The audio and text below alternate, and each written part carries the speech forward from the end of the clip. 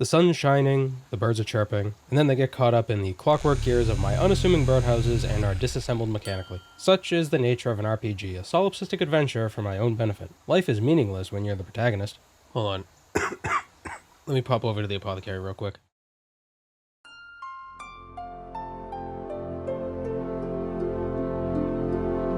Simply drink this potion and call me in the morning.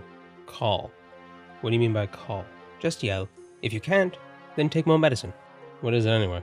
Well, Gilnor is medieval. Kinda Renaissance, I suppose, so it's mercury.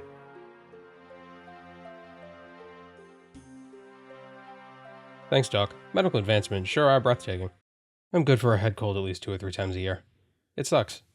Anyway, welcome back to my return to Mainscape. Last time we finished the Easy Arduin diary and unlocked Fossil Island to get that sweet Hunter XP. We also nearly drowned a kid, but that's neither here nor there. Today we're going to check out forestry, unlock fairy rings, and make getting to the Grand Exchange just a bit easier. It sounds simple, but there are a lot of prereqs within prereqs, mostly to skip the early game farming slog. We'll get to that, but first, trees. Monk's Friend is an easy 2000 woodcutting XP with no level requirement. It lets us jump right to cutting down oaks. So this is the forestry world, and I'm not at all surprised that Draenor is bumping like it's 2006. The rewards look neat, but I can see them taking quite a long time to get, especially at a low level. It's nice to know that I could get the lumberjack outfit without doing any temple trekking, although I'd probably still want to spend the anima-infused bark on other stuff first, like the log basket to hold an extra 28 logs, or the log brace that attaches a log basket to my forestry kit. The second part of forestry is supposed to be coming out sometime this month, this September. Maybe it's already out by the time this video goes up, I don't know, but it's supposed to give more of a use to the leaves, I think. Things like teas, which are just hot potions, really. As a quick little detour from woodcutting, I did a birdhouse run and got 14 hunter, so I can now catch birds with oak birdhouses. How fortunate that I was just cutting oak logs. Wow, it's like I planned this or something. But goddamn, getting back to Draenor is a real pain in the ass when you don't have an Amulet of Glory. So let's buy one. I bought some Dragonstone recharge scrolls too, thinking I could use those instead of buying newly charged glories and selling my uncharged ones at a slight loss. But you need to do Hero's Quest to use the scrolls. Makes total sense, I just didn't think of it. The scrolls are cheap though, I'll just hold on to them. So 30 woodcutting took hardly any time. The best thing about this update is the removal of competition. In fact, it's actually better to cut trees with other people because for every person cutting the tree, you get a +1 invisible woodcutting boost up to +10. Now, trees just have a set depletion rate. Once someone begins chopping, the tree will fall after a certain number of game ticks regardless of how many people are chopping it. And they'll grow back in a set amount of time too. It removes the randomness from the foundational aspects of the skill. There's still some randomness with the events that pop up every now and then, but that's not foundational, so it's okay. Because a lot of skilling is low effort, especially compared to high-end PVM, it should have a social aspect to it. Making the nodes competitive ruins that because you're going to try to find a world with few people on it so you can have all the nodes to yourself. Mining could probably use a similar change. The fact that the 10k XP per hour totally AFK Duke mining method was viable at all is a symptom of a bigger problem, methinks. Also, mining could probably use a minigame like Guardians of the Rift or Temperos that's accessible by pretty much all players, not just those who have unlocked Prifddinas and can do Volcano. I don't know if Volcano is great for mining, but that's really the only option you have for a mining minigame. I've never done it though. I'm looking forward to trying it out eventually. The woodcutting events are fun little diversions. I can't explain why forestry makes woodcutting fun, and I'm sure there are a bunch of people who would say that it doesn't and it overcomplicates things, but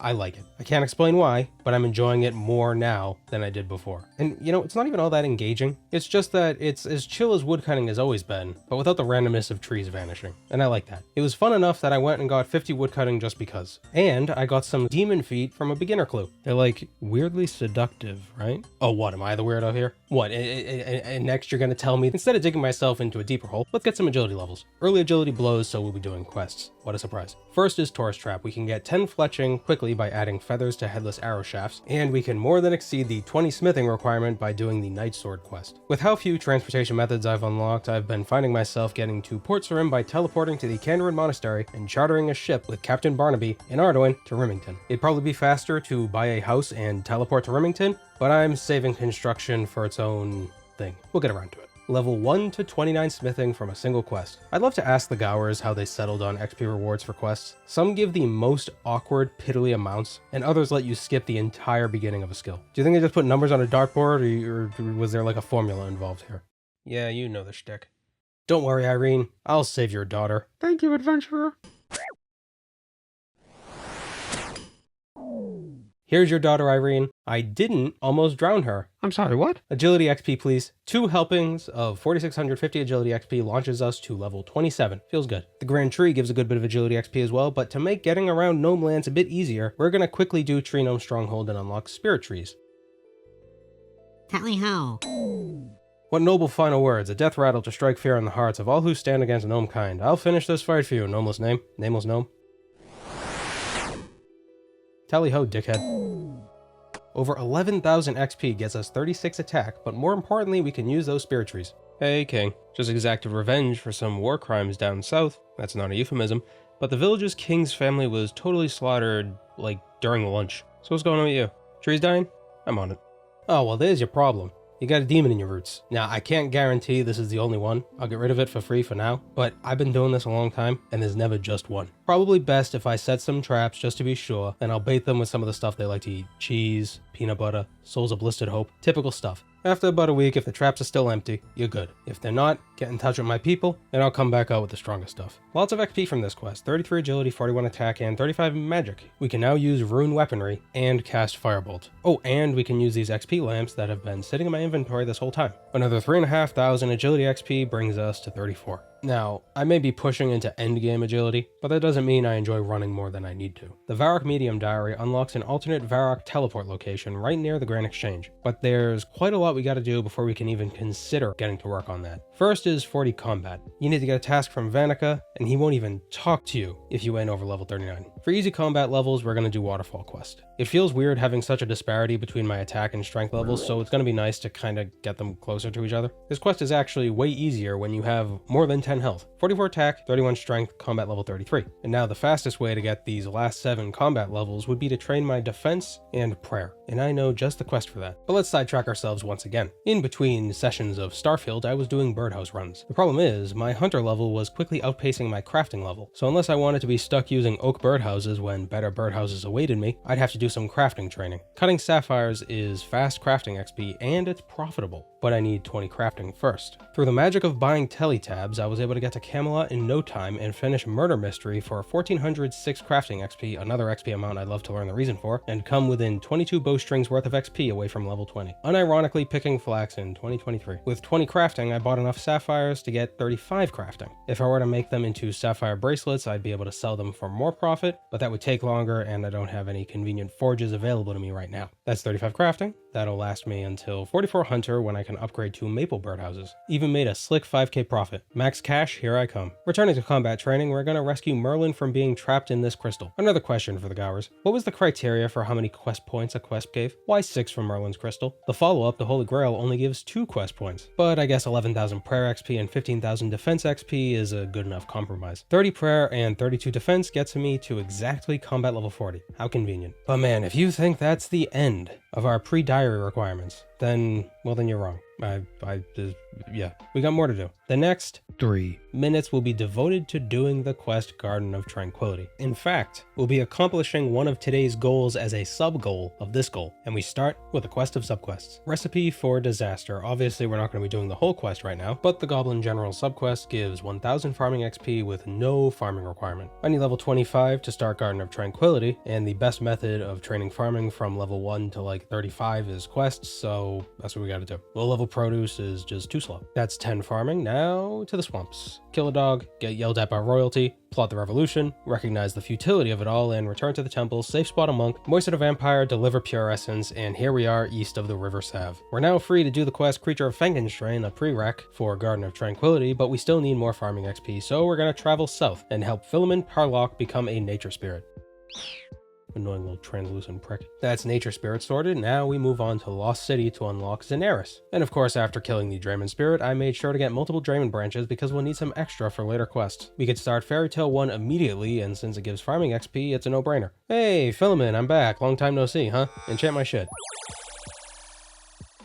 Thanks. Time to fight Tanglefoot. Gonna grab some menacing mithril armor from Adventurer John real quick. Alright. Now we're ready to fight Tanglefoot. Prepare to be... look at this idiot. Thinks he's so slick, stealing the Fairy Queen's secateurs, thereby thrusting her into a dreamless sleep, leaving the day-to-day operations of Zenaris in the hands of a guy skirting the line between reference and stereotype. Quite the plan, Tanglefoot, but you didn't count on one thing. Oh, Jesus. He hits hard.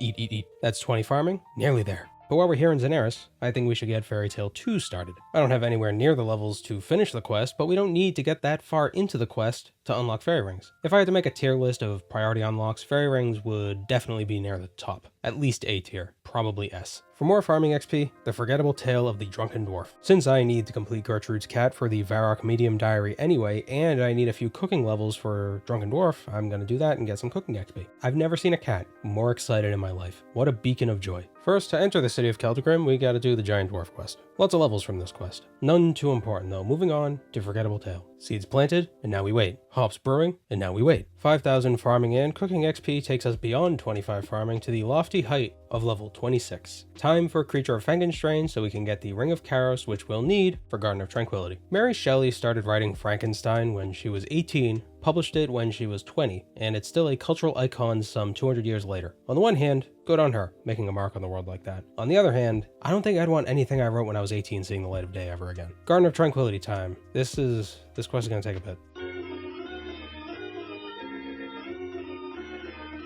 All that just to pick a single fruit. Got 31 farming out of it though, so that's cool. We need to craft an earth rune for the diary that requires 9 rune crafting, which conveniently is the exact level you get for doing the Enter the Abyss mini quest. The penultimate quest, we're almost there. Enlightened Journey. We have to ride the hot air balloon transport system from Varrock to somewhere else. Okay, that quest is done. Time to do some tasks. Mine some iron, make some planks, chop a tree, balloon to Entrana, steal a cup of tea, run a lap across the rooftops, buy illicit drugs, read the news, reward a good boy, get a new cat, catch a trout, jump the fence, get a task from Vanica, remember when I needed 40 combat, craft earth runes, getting 10 rune crafting, which I'll need to do the Temple of the Eye quest at a later date, and finally Soul's Bane. The more I do this quest, the more charming I find it. Don't know what it is, it's just got such a bizarre atmosphere and I love it. The models look goofy and dated, but it's still ominous. The hands look like those sticky, stretchy hands you get at an arcade, but you overlook that. It's a cool quest. Couldn't manage the Tolna fight with melee, so I came back with magic. Way easier. And that's both the easy and medium diaries. Man, that's a lot of quests. Our reward? Besides the Varrock armor that provides some mining and smithing benefits and access to the Edgeville furnace, I can now teleport straight to the Grand Exchange without having to run from the center of Varrock. Not a huge unlock, but a convenient one. Probably not as useful for Iron Men. Sure, it's a bank teleport, but other options are easier to get, like dueling rings.